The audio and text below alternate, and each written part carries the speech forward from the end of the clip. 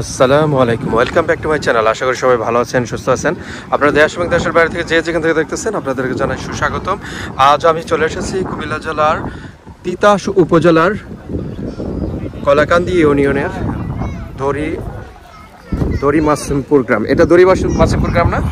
হ্যাঁ ভাই, এই বন্যার পানির কারণে এদিক থেকে আরো বাড়িঘর কি সামনে দেখি কোনো প্লাবিত হয়েছে, ডুবে গেছে অনেকগুলা না? আচ্ছা, ওইদিক দিয়ে ক্ষতি হয়েছে বেশি। ওইদিকের গ্রামটার নাম কি?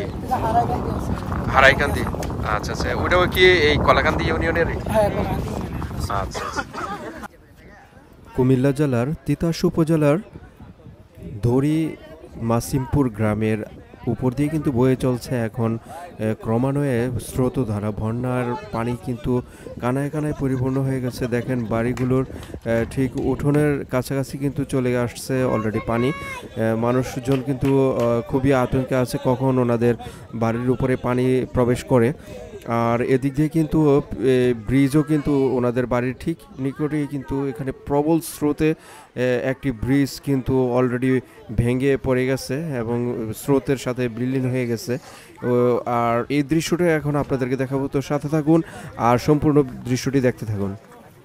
তো আর এখানে যে শুনলাম যে ব্রিজটা ভেঙে গেছে, এই ব্রিজটা কি আজকে দুপুরের আগে ভাঙছে না আর পরে? দুপুরের দিকে ভাঙছে, সকালে চলাচল হয়েছে এদিকটা বেশি ছিল, এখন ভেঙে গেছে। তো দেখি কি অবস্থা, সামনের অবস্থাটা দেখি। তো দেখতে পারতেছেন এদিকের বন্যার অবস্থা কিন্তু খুবই খারাপ, কারণ বন্যায় কিন্তু প্রচুর স্রোত বইতেছে এদিক দিয়ে গ্রামের উপর দিয়ে। কুমিল্লা জেলার তিতাস উপজেলার দড়ি মাসিমপুর গ্রাম এবং পাশের গ্রামগুলোর যে যাতায়াতের মাধ্যম এই রাস্তার মাঝখানে কিন্তু একটি গ্রামের ব্রিজ ছিল। এই ব্রিজটি দুপুরের দিকে বিলীন হয়ে যায় স্রোতের সাথে। গোমতী নদীর যে পানিগুলো কিন্তু স্রোত বইতেছে গ্রামের উপর দিয়ে। দেখেন কত পরিমাণে স্রোত বইতেছে এখানে কিন্তু গ্রামের সব লোকজন ছুটে এসেছে এখানে এই অবস্থাটা দেখার জন্য। হাজারো মানুষ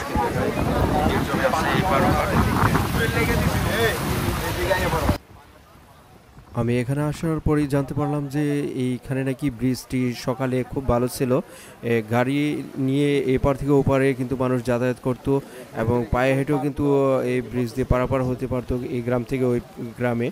এই গ্রামের বৃষ্টি যে দুপুরে ভেঙে পড়বে এটা কিন্তু প্রত্যাশা ছিল না লোকজনের, কারণ আস্তে আস্তে এরকম প্রচণ্ড বেগে কিন্তু এখানে স্রোত বয়ে যাওয়ার কারণে নিচের মাটিগুলো সরে যাওয়াতে এই বৃষ্টি এখানে পড়ে যায়। আর এখানে দেখতে পাচ্ছেন অপর প্রান্তে কিন্তু বৃষ্টির অল্প অংশ দেখা যাচ্ছে, আর ওই পাশে প্রচুর লোকজন, আর এই পাশের যে অংশটা কিন্তু স্রোতের সাথে বিলীন হয়ে গেছে। আর ধীরে ধীরে এই পাশের যেই তীর আছে, রাস্তা আছে, এই রাস্তা কিন্তু ধীরে ধীরে ভাঙতে শুরু করেছে। অলরেডি অনেকটা অংশ কিন্তু ভেঙে নদীর এখানের যে স্রোতধারা, এই স্রোতের ধারার সাথে কিন্তু ধীরে ধীরে বিলীন হয়ে যাচ্ছে।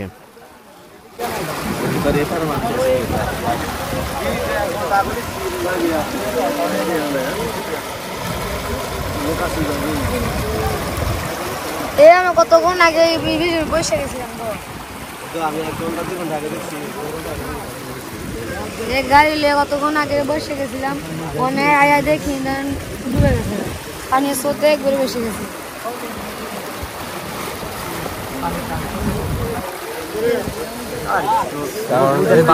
এদিকের পানি কিন্তু অনেক উঁচা আর ওইদিকে অনেক নিচ না, মানে ঢালের কারণে কিন্তু প্রচুর পানি নামতেছে।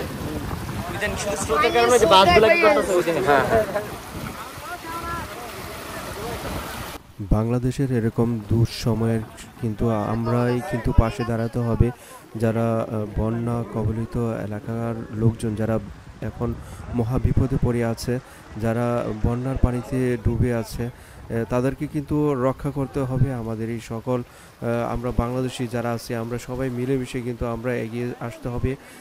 যারা বিপদের মুখে আছে ওনাদেরকে সাহায্য সহযোগিতা করার জন্যে।